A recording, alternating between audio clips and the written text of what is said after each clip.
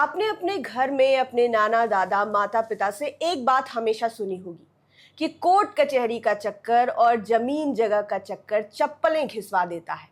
और बिहार में हमेशा से यही होता आया है। आज भले ही सरकार ये दावे कर रही है, राजस्व विभाग ये दावे कर रही है कि चीजें सुधर रही है, और राजस्व विभाग एड़ी चोटी का जोर लगा रही है कि बिहार में लोगों को जमीन से जुड़े मुद्दों में कोई परेशानी ना हो, सब ऑनलाइन कर दिया जाए। लेकिन ग्राउंड पर वो होता हुआ नहीं दिखाई दे रहा है। अधिकारी एक तरफ अलग मनमानी करते हैं, जिनकी संलिप्तता आने के बाद काफी शर्मनाक महसूस होता है। इसके अलावा जो म्यूटेशन का मामला है, दाखिल खारिज का मामला है, यानी कि इन छोटे मुद्दों को लेकर भी लोगों से चक्कर कटवाए जाते हैं। हाईकोर्ट ने भी इस पर कुछ कहा है और कई सारे मामले निकल कर आए हैं जिसके बारे में आपको जानना जरूरी है। नमस्कार, मेरा नाम गरिमा है और आज मेरे साथ इस वीडियो में देव प्रकाश सिंह सर हैं, जो कि पटना हाईकोर्ट के जाने माने वकील है। सर, बहुत बहुत स्वागत है आपका लाइव सिटीज में और हमारे कार्यक्रम में। जैसा कि मैंने इंट्रोडक्शन में ही बोला कि ये जो बात है वो हम सबको जाननी जरूरी है। बिहार में है, जमीन जगह होगा ही, और सबकी चप्पल घिस रही है सर।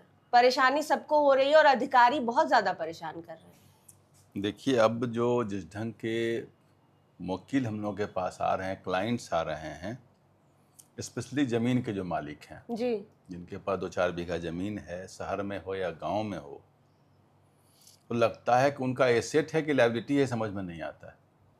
इतना वो परेशान हैं इसको लेकर के, मामूली मामूली बात के लिए, कि सिस्टम लग रहा है कि सिस्टम के तरीके से कुछ काम ही नहीं हो रहा है। रजिस्ट्री ऑफिस जाओ तो यही हालत, जमाबंदी के लिए जाओ तो वही हालत। लगने रहे होता है भाई कोई नियम है, ये जाएंगे तो ये हो जाएगा। जैसे बैंक को पैसा निकालने जाते हैं, और जैसा एक सुनने में चेक मिलता भरे, है। एक स्लिप भरे, पैसा निकल गया, जमा करना चाहते हैं, जमा हो गया। इतना सिंपल तरीका है। मामला तो ये भी है, यहाँ भी खाता होता है, खाता नंबर यहाँ भी। इतना यहाँ कॉम्प्लिकेशन क्यों है? या तो इल मैनेज्ड है या इल स्टाफ्ड है। स्टाफ का जो मैच्योरिटी है, जो ट्रेनिंग है, जो उनका कॉम्पिटेंसी है, उसमें क्वेश्चन मार्क है। और तीसरी बात हो गई, एक तो पहले जो रेगुलर वाले थे, जो पदाधिकारी हैं, तो वो तो तमाशा कर ही रहे थे। अब तो आउटसोर्स वाले आ गए हैं। अच्छा, पैसे की जरूरत सबको है। धन आज के ज़माने में आवश्यकता सबकी बढ़ी है। सब समाज में सोचता है कि भाई उसकी कार चमक रही तो मेरी कार भी चमक जाए, उसके शर्ट चमक रहे तो मेरे भी चमक जाए। तो समाज के किसी वर्ग को इस पर कमेंट करना बड़ा मुश्किल हो गया। सबको धन की असीम आवश्यकता हो गई है एकाएक।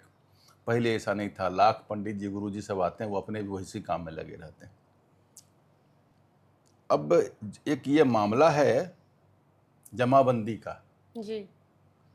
अब जमाबंदी के लिए कोई आदमी जाता है, उसके फादर का देहांत हो गया, जाहिर है बेटे के नाम से बनेगा, इनहेरिटेंस है। जी। जमाबंदी 2-3 तो एक जमाबंदी बनता है, जैसे कि आपका जमाबंदी, आपको जमीन परचेज की है, रजिस्टर्ड डीड है, तो आपके नाम पर जमाबंदी बनेगी। या जमाबंदी बाय सक्सेशन, उत्तराधिकार के नियम, कोई फादर हैं, ग्रैंड फादर हैं, उनका वो चले गए तो जमाबंदी सक्सेशन के नाम पर आपके नाम पर चलाएगा। वो नेचुरल प्रोसेस है।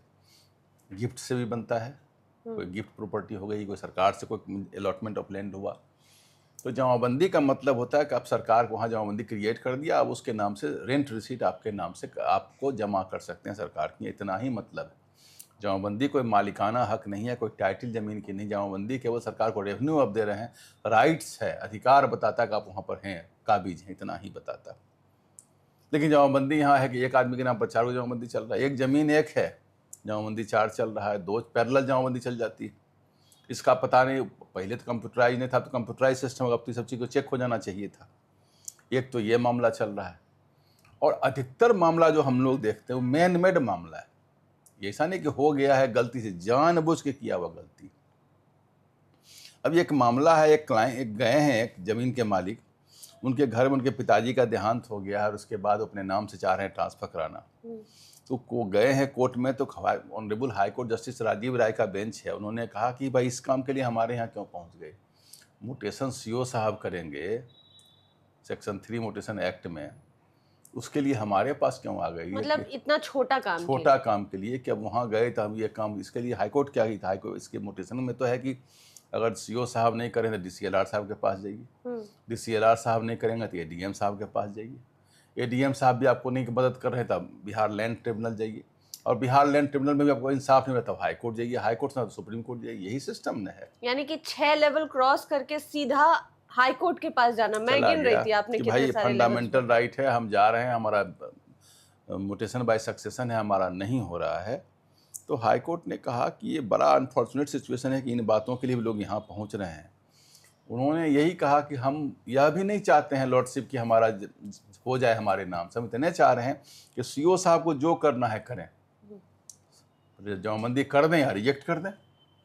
एक लॉजिक बनाएंगे, क्यों रिजेक्ट करेंगे, स्पीकिंग ऑर्डर बनेगा कि रिजेक्ट होने का कारण क्या है, कुछ तो लिख के दें, समय सीमा के अंदर तो इस काम को करें। वो ये चाह रहे हैं, अब उतना ही कर दें, हम ये नहीं करें जमाबंदी मेरे नाम से कर दें, सही, हम थोड़ी करेंगे हमारा है कि नहीं, हम पेपर देते हैं, उसके आधार पर आप कर सकते हैं, करिए, नहीं कर सकते क्यों नहीं कर रहे हैं, लिख करके दे दीजिए हमको, आप इतनी सी ही बात है। तो उन्होंने कहा कि तो गजब बात है, इतनी छोटी सी बात के लिए वो हाईकोर्ट आ रहा है और बराबर इस बात को सुन रहे हैं। अभी देखिए सरकार ने बड़े सारे आदेश दिए हैं, अभी कहीं कल परसों अखबार देख रही सरकार का, हम घर घर जाके जो बाय सक्सेशन है उसको हम घर घर जाके हम करेंगे। ये मामला है समस्तीपुर ताजपुर का, जहाँ का वैभव सूर्यवंशी आपका प्लेयर है, उसी एरिया का है। तो ऐसे भी अब थोड़ा सा वहाँ का कोई सीओ साहब का मामला है और ऑनरेबल हाईकोर्ट ने इतना सीरियसली इस बात को लिया है जस्टिस राजीव राय के बेंच ने कि principal secretary department of revenue and land reforms Bihar Patna को आदेश कर दिया कि आप हमको एक ब्यौरा बना के दीजिए और एफिडेविट पर दीजिए। ब्यौरा में क्या क्या दीजिए, पूरे बिहार को, प्रिंसिपल सेक्रेटरी किनको, लैंड रिफॉर्म को बोला गया कि पूरे बिहार के हर एक ब्लॉक का, हर एक सीओ का एक चार्ट बनाइए और 1 अप्रैल 2026 से बनाइए। 1 अप्रैल 2026 से कितना एप्लीकेशन आप जमाबंदी का रिसीव किए हैं और उसका डिस्पोजल कब रिसीव किए और कब डिस्पोजल। हम नहीं मांग रहे हैं किसको आप क्या किए नहीं किए, कब आप रिसीव किए, कब डिस्पोजल किए, इतने का हमको ब्यौरा एक दे दीजिए बना करके, एफिडेविट पर, शपथ पत्र पर दीजिए। कितना केस आपके यहाँ म्यूटेशन का पेंडिंग है 15/6/26 तक, जिस दिन का ये केस है तो 23/6/26 का ऑर्डर है। उन्होंने कहा कि 1 अप्रैल से 15/6/26, ज़्यादा समय नहीं, 1 अप्रैल 2026 से 15/6/26 तक कितना एप्लीकेशन आपके यहाँ पेंडिंग है, हमको एक लिस्ट दे दीजिए उसका। और ऐसे चूंकि उसमें लिखा हुआ है लॉ में कि 30 दिन के अंदर कर देना, ऐसे केसेस जो 30 दिन से अधिक पेंडिंग है आपके, क्योंकि समय सीमा जब कानून में लिख दिए हैं आप, तो ऐसे केसेस जिन्होंने अप्लाई किया और 30 दिन के अंदर पेंडिंग है, 30 दिन के बाद पेंडिंग, उसका लिस्ट दीजिए। और पेंडिंग का, पेंडेंसी का कारण क्या है, कारण क्या है, पेंडिंग क्यों पेंडिंग है आपके यहाँ, और अगर पेंडेंसी का कारण आपको पता है तो क्या उस कारण को, जिसकी जमीन है उसको आपने बताया है। ये एक टेबल उन्होंने बना के दिया, इसका उन्होंने कहा कि आप ये करके 18/8/2026 तक, 18 अगस्त 2026 तक हमको एक ब्यौरेवार शपथ पत्र बना के दीजिए। अब आपको बता दें कि पटना में जो लाउड स्पीकर 10 बजे रात को बंद हुआ था, तो जस्टिस राजीव राय ने पटना के अगल बगल जितने भी थाना हैं सबके थाना प्रभारी को बुला लिया था एक बार कोर्ट में, 1 बाय 1 सब थाना प्रभारी से स्टेटमेंट लिया, आपके एरिया में कितना केस हुआ, कौन सा वो शादी वाला जो बैंड क्या कहते हैं, जो डीजे वाले, ऑर्केस्ट्रा और डीजे जो बजता है, डीजे वाले जाते हैं शादी वाले, तो एक थाना प्रभारी ने कहा कि अगर हम जाएंगे वहाँ, जिस समय शादी में लोग नाच गान रोड पर करता है, डीजे बजाता है 11 बजे रात में, और हम जाएंगे कह रहे हो तो हम ही को मार बैठेगा, हंगामा हो जाएगा, शादी वाले लोग में तो जुलूस रहता है, लोग मस्ती में रहते हैं। तो उन्होंने कहा कि आपको किसी को रोकना, आप एक बार कहिए भाई 10 बज गया है, नहीं चलाइए, अगर नहीं मानता है तो डीजे वाले का फोटो खींच लीजिए, मोबाइल से खींच लीजिए और कल FIR तो अदा कर दीजिए, कल को डीजे वाले को पकड़िए, जो शादी बाद जिसके घर में शादी है उनको नोटिस कराइए, कल तो उनको बेहोशी नहीं रहेगी, बुला लीजिए उनको। और इस ढंग से उन्होंने एक एक थाना को बुला कर डायरेक्शन दिया था। और 10 बजे रात के बाद आप देखिए बहुत हद तक बंद हो गया पटना में। अब 10 बजे बाद डीजे नहीं बजना नहीं चाहिए। कोई विद्यार्थी है, कोई पढ़ता है, कोई बीमार है, कोई सोता है, किसी का बच्चा सोता है, तो आपको मस्ती है तो मस्ती अपना आनंद, तो आनंद अंदर की चीज़, आनंद बाहर की चीज़ थोड़े जी, आप आनंद मनाइए। अब इन्होंने इस बीरा को टेकअप किया है। जमाबंदी के लिए सरकार भी बहुत बेचैन है, कितना नोटिस, कितना सस्पेंशन, कितना ट्रांसफर, कितना डिसमिसल हो गया, रोज सरकार निकाल रही है नोटिस, बट इनके कान पर जूं नहीं रेंग रही है। ये समस्या इतना अधिक ये जो ताजपुर वाला मैटर गया हाई कोर्ट में, तो इससे समझ में आ रहा है कि जिनका मामला है वो इतना ही कितना नहीं, ज्यादा हम लोगों के परेशान पास हुए तो होंगे। बहुत केस ऐसा आया है जी। कि DCLR ने आदेश कर दिया, हाँ। CO साहब के यहाँ पड़ा हुआ है तो रिजेक्ट कर देते हैं, पड़ा हुआ रिजेक्ट कर देते हैं। और कुछ जो लोग आके बताता है हम लोगों को कि क्या डिमांड होता है, तो आप सुनेंगे तो पहले लोग घूस को चाय पानी बोलता था, अब वो बहुत बड़ा हो गया, अब उतना में तो जमीन, लंच डिनर हो अब गया। उतना लंच डिनर नहीं है, अब उतना घर मकान आप खरीद सकते हैं। अच्छा। मैंने सुनिएगा तो आंख फटी की फटी रह जाएगी, इतना घूस पेच का लेवल चला गया है। तो मतलब ये अब जो जमीन का मालिक है वो बेचारा कहे कि मरता क्या नहीं करता, अब या तो जमीन गंवा दे या उनको जाके दे दे, या फिर कोर्ट के चक्कर में पड़े। कोर्ट को ऐसा नहीं है कोर्ट में गए और काउंटर की तरफ फाइल करिएगा और आ जाएगा, सो नहीं होता है। कोर्ट में कितना समय लगेगा, कब तक हियरिंग पर आएगा और कहाँ जाएगा और क्या ऑर्डर होगा कि नहीं होगा, इसकी भी कोई गारंटी नहीं है।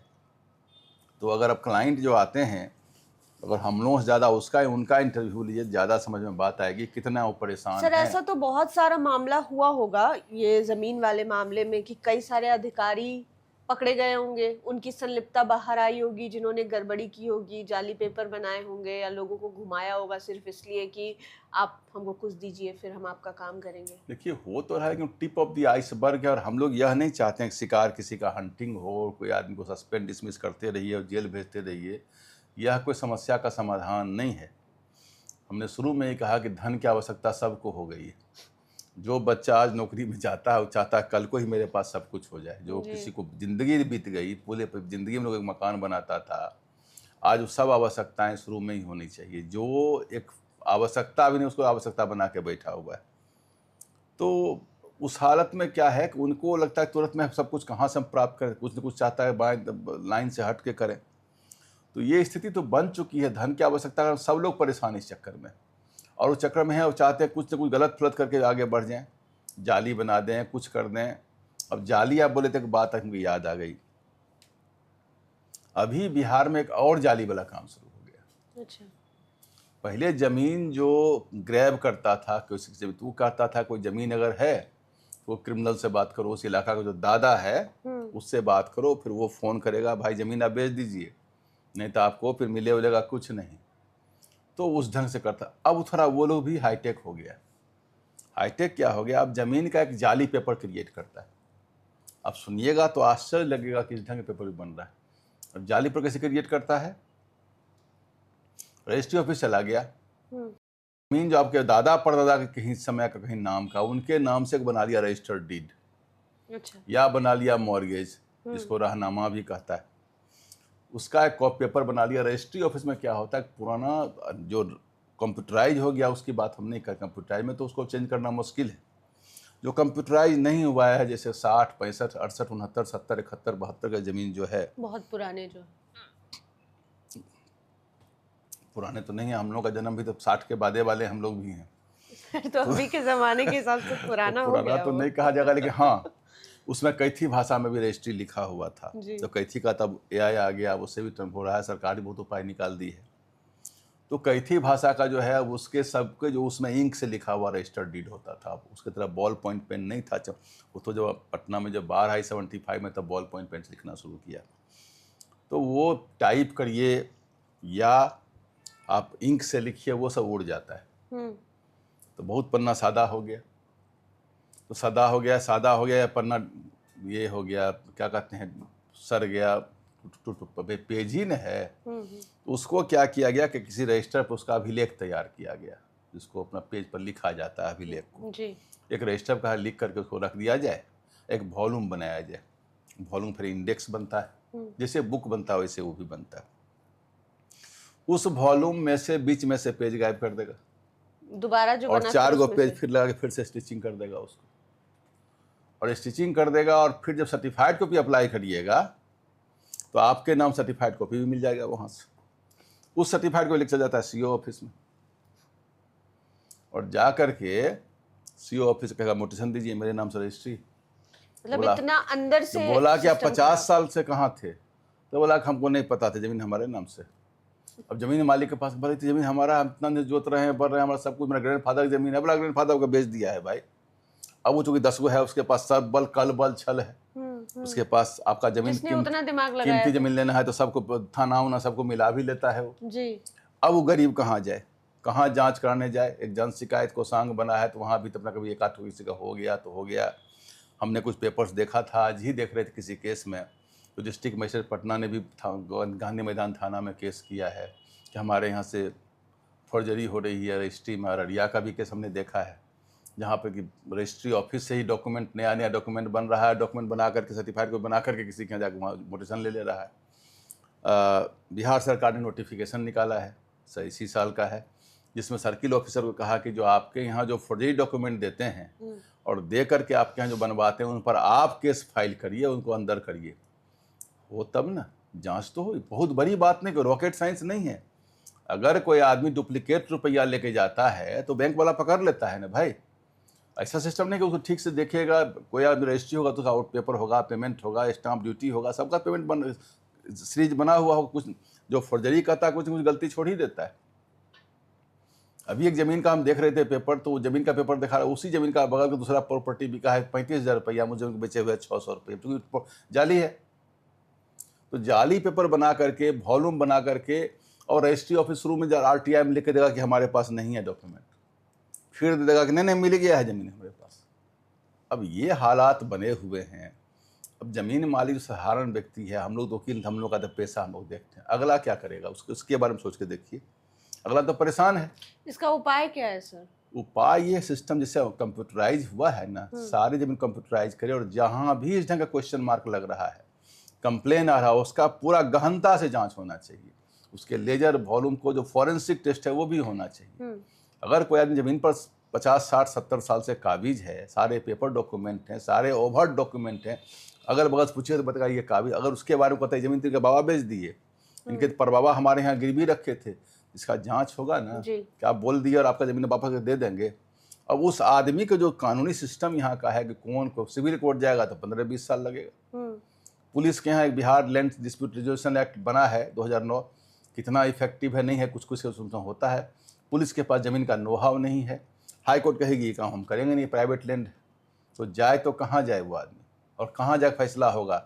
ज़मीन ऐसे तो भाई कहता है सरकार की प्रमुख जिम्मेवारी है आदमी के जान और माल की रक्षा, जो उसकी अपने की पूरे देश में ज़मीन सबकी मेन मुख्य आवश्यकता है और मुख्य धन है यहाँ के लोगों के लिए, चाहे वो रहने की ज़मीन हो, चाहे खेती की ज़मीन हो या व्यवसाय की ज़मीन हो। ज़मीन तो मुख्य चीज़ है और ज़मीन की रक्षा नहीं हो पा रही है, चूँकि कानून बहुत हैं और कानून आपस में उलझे हुए हैं। और उन सब चीज़ों, जब साइबर क्राइम जैसे क्रिमिनल सब करता है, जब क्वेश्चन लीक करा देता है सब बैठ करके, ये रजिस्ट्री ऑफिस डॉक्यूमेंट क्या है, वहाँ आउटसोर्स एम्प्लॉय भी रहता है, उसको मिला 1-2 नहीं, हमारे पास 4 केस हम जो हम लेके गए हैं हाई कोर्ट में इस केस को।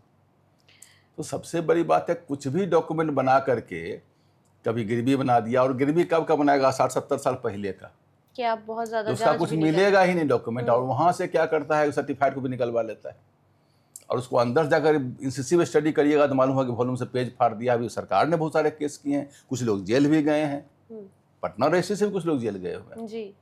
तो ये स्थिति हुई है, तो इसका मतलब इसको तो सिस्टम को देखना पड़ेगा ना कि किसका मोटेशन कभी फंसता है, कभी किसी का रजिस्ट्री डॉक्यूमेंट गलत आ जाता है। पुलिस के पास नो हाव नहीं तो बाकी लोगों के पास तो नो हाव है। सरकार ने नोटिस दे दिया CO को कि आप केस करिए, लोगों को तबाह नहीं होने दीजिए, वो जमीन पर नहीं हो रहा है जी।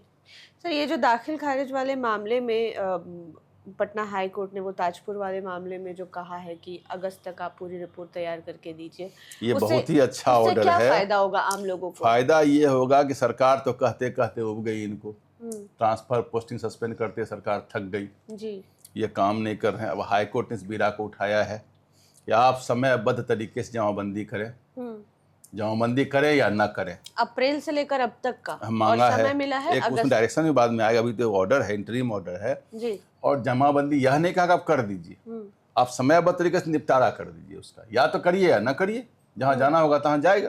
लेकिन नहीं करिएगा तो आप रीजनिंग लिखिए, उसका कारण बताइए क्यों नहीं कर रहे हैं, सिस्टम बनाइए उस तरीके से करके जी। जो दुकान खोले हुए हैं ऑफिस के बदले में, सरकारी ऑफिस में, और जो साइबर क्राइम का अड्डा चला रहे हैं रजिस्ट्री ऑफिस में, उसको तो बंद करिए। जो रजिस्ट्री के डॉक्यूमेंट फॉर्ज होकर के और सर्टिफाइड को बना कर जमाबंदी क्लियर कर जमीन दखल हो रहा है, इसको कौन रोकेगा? तो बिल्कुल हाई कोर्ट की चिंता जायज़ है और हाई कोर्ट ने जो आदेश दिया है कि अगस्त तक, इसी साल के अगस्त तक पूरी रिपोर्ट बना के देनी है कि काम क्यों नहीं हो रहा है, ये कब का काम है, इतनी देरी क्यों हुई, अगर देरी हुई है तो देरी का कारण क्या है, और सीधे इसका निपटारा करना है। किसी तरह की तकलीफ लोगों को नहीं होनी चाहिए। जैसा हमने शुरुआत में कहा कि ज़मीन जायदाद के चक्कर में और कोर्ट कचहरी के चक्कर में चप्पलें घिसती है, जिससे आम जनता को बहुत परेशानी होती है। और ये समझने की ज़रूरत है कि सरकार हो, चाहे ब्यूरोक्रेसी के लोग हो, चाहे सरकारी ऑफिसों में काम करने वाले लोग हो, या फिर खुद जुडिशियरी हो, ये आम लोगों के लिए ही है, उनकी सुरक्षा के लिए, उनके कामों को आसान बनाने के लिए है। और इनके चक्कर में अगर लोग परेशान हो रहे हैं तो ये बहुत बड़ी मुसीबत का सबब है। धन्यवाद हमें देखने के लिए, और सर बहुत बहुत शुक्रिया हमारे साथ जुड़ने के लिए और तमाम ज़रूरी जानकारियां शेयर करने के लिए। आप लाइव सिटीज़ के साथ बने रहें। इस वीडियो को यूट्यूब पर देख रहे हैं तो चैनल को सब्सक्राइब करें। आपका बहुत बहुत शुक्रिया।